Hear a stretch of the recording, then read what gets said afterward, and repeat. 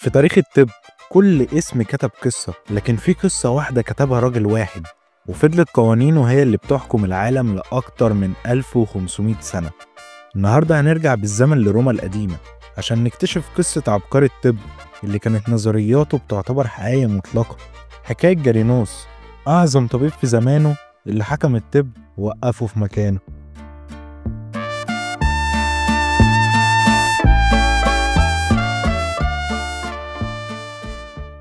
القصة بتبدأ في مدينة برجامون اللي هي تركيا حاليا في القرن الثاني الميلادي.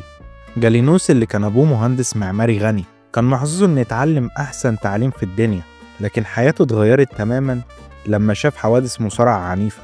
المشهد ده ما كانش مجرد مشاهدة عادية، ده كان تجربة علمية.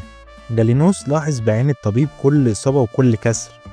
هنا كان أول غلط في نظريات الطب القديمة بيظهر قدامه، وكانت أول فرصة ليه إنه يصححها. هو قرر مش إنه بس هيعالج، لكن هيتعلم من كل إصابة ومن كل جرح، وده خلاه يطور نظريات جديدة عن التشريح وعلاج الجروح بعيدا عن أفكار الأطباء اللي سبقوه.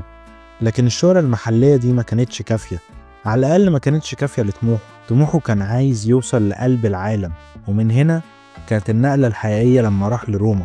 روما كانت عاصمة العالم، لكن الطب فيها كان لسه بدائي. جالينوس بذكائه ومهارته قدر يثبت نفسه بسرعة، عمل تجارب ثورية على الحيوانات، وصل لاستنتاجات عن وظائف الأعضاء والأعصاب والدورة الدموية.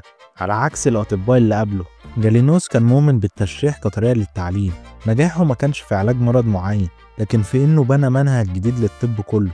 شهرة جالينوس وصلت لدرجة إنه بقى طبيب للإمبراطور الروماني ماركوس أوروليوس. في بلاط الإمبراطور كانت كل فرصة متاحة ليه عشان يطبق نظرياته. كتب مئات الكتب الطبية اللي بتشرح كل حاجة من التشريح للأدوية للأمراض وصولا لأخلاقيات مهنة الطب. الكتب دي بقت هي الدستور الأساسي لكل أطباء أوروبا والشرق الأوسط لقرون طويلة. كانت نظرياته هي الحياة المطلقة، وما كانش فيه أي طبيب يستجرأ إن هو يعارضها. لكن هنا وفي عز مجده بدأت تظهر لمحة مظلمة في شخصيته. إيمانه المطلق بنفسه وإن نظرياته هي الحياة الكاملة خلاه يرفض أي رأي مختلف. جالينوس اللي بنى أساس الطب هو نفسه اللي قيد أجيال كاملة من الأطباء. عبقريته كانت إمبراطورية، لكنها إمبراطورية غير قابلة للنقد أو التطور، وده اللي خلى العلم يقف في مكانه لقرون طويلة.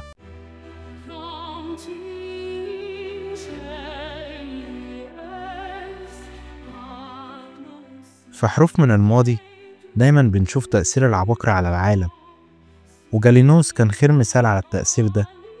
نظرياته كانت هي الأساس اللي اتبنى عليه الطب الحديث، وكتاباته فضلت هي المنهج التعليمي الأول في أوروبا، ولقت صدى كبير في الحضارة الإسلامية اللي ترجمت كل أعماله.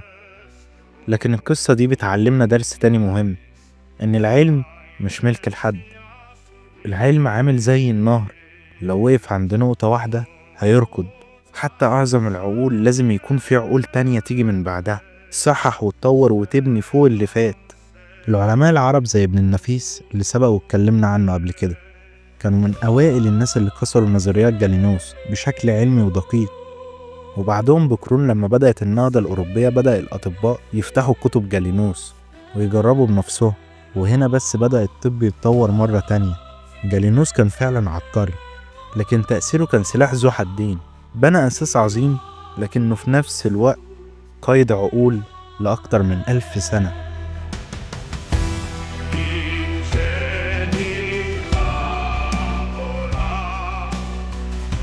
لو قصة جالينوس عجبتك النهاردة ما تنساش تعمل لايك للفيديو وتشترك في القناة وتفعل زرار الجرس عشان ما يفوتكش أي قصة عبقري جديدة. أشوفكم الفيديو الجاي، سلام.